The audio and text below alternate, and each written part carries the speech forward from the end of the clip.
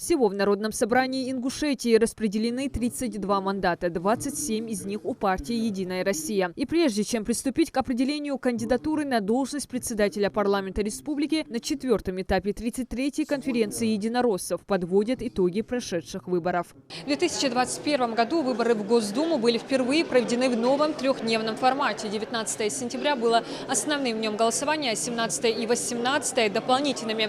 В Ингушетии наряду с депутатами Госдумы выбирали депутатов республиканского парламента. Единороссы на выборах в Ингушетии набрали более 80% голосов. По мнению Джамбулата Аздуева, одной из главных причин активности жителей республики во время выборной кампании и высокого доверия к «Единой России» стал проект единороссов «Народная программа». Хотелось бы поздравить вас всех с хорошим результатом по прошедшим выборам. Хотелось поблагодарить организаторов, которые на высоком уровне провели эти выборы. По итогам выборов 2021 Ингушетию в Госдуме будут представлять два депутата – Бекхан Барахоев и Муслим Татриев. Секретарь Ингушского регионального отделения «Единой России» Михаил Илезов выразил благодарность в адрес избирателей за их поддержку. Отметил, все кандидаты в Госдуму и Народное собрание за последние 4 месяца посетили все населенные пункты региона. Приняли участие в более 1000 мероприятиях. За все время не зафиксировано ни одной жалобы на партийцев. До начала предвыборной кампании десятки тысяч малоимущих жителей республики получили благотворительную помощь от наших кандидатов.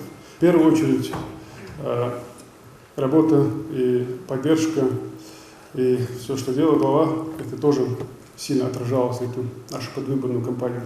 Глава сам лично объезжал и избирательные участки, и проблемные зоны.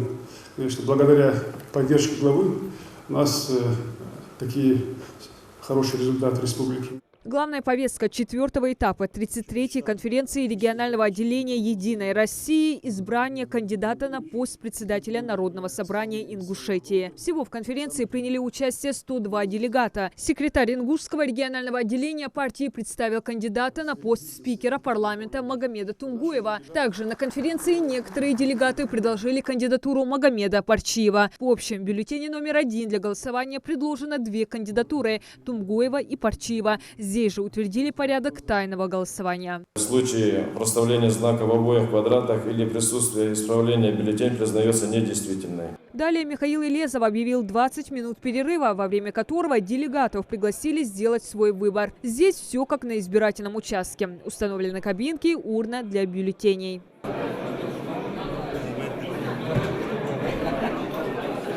Подсчет голосов за кандидатуру на должность председателя Народного собрания провели члены счетной комиссии 33-й конференции ингушских единороссов. В избирательном ящике оказались все 102 бюллетеня.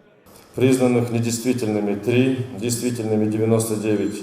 Погашены бюллетени для тайного голосования 0. В результате подсчета голосов по бюллетеням для тайного голосования по выдвижению кандидатуры на должность председателя Народного собрания Республики Ингушетия голоса распределились следующим образом. Тумгоев Магомед Умарович – 87, Парчиев Магомед Султанович – 12. Так, 87 голосов из 102 в пользу кандидатуры Магомеда Тумгоева. Кандидат в спикеры парламента выразил благодарность поддержавшим его делегатов, подчеркнул, всей команде предстоит большой объем работы, и каждый из них обязан приложить все усилия, чтобы оправдать надежды избирателей. Одному в парламенте сложно что-либо изменить, что-либо сделать.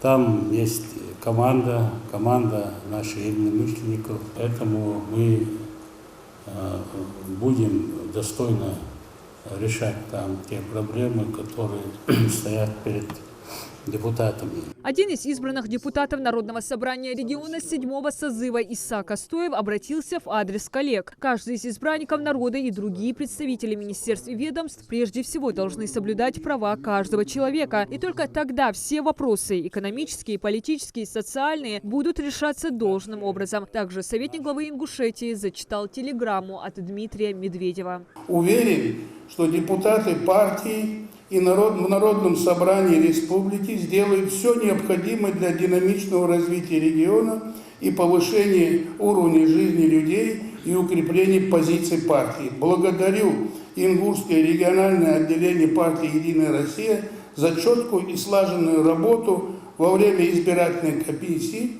Успехов и всего самого доброго вам. С уважением, Дмитрий Анатольевич Медведев. Собравшиеся в свою очередь поздравили кандидата на пост председателя парламента Магомеда Тумгоева. В правильности этого выбора не сомневаются и возлагают большие надежды. Уверены, это именно тот кандидат, который будет способствовать социальному и экономическому развитию региона, отстаивать интересы народа. Диана Дударова, Магомед Белакиев. Новости 24.